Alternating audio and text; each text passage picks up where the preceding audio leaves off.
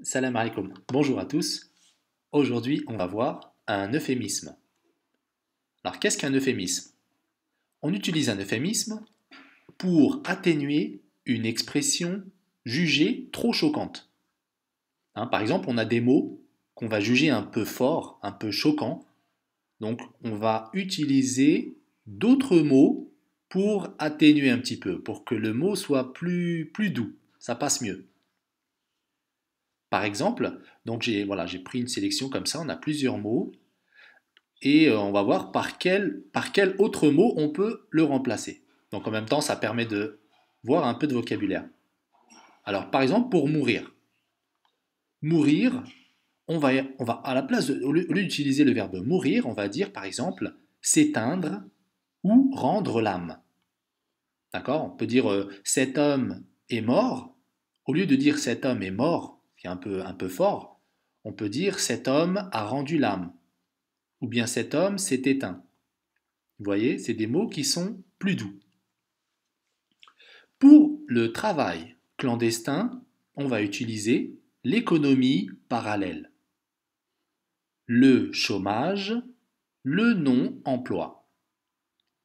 Un handicapé, on va remplacer un handicapé par un accidenté de la vie, ou bien une personne à mobilité réduite. Un balayeur on va remplacer un balayeur, au lieu de dire un balayeur, on va dire un agent d'entretien. Un noir va être remplacé par un black ou bien un homme de couleur. Un chômeur, un demandeur d'emploi. Une personne sourde, un malentendant.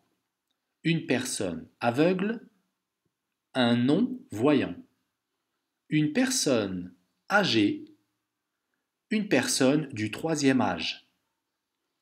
Un homme de ménage, c'est un technicien de surface. Un clochard, un sans-abri, on va le remplacer par un SDF.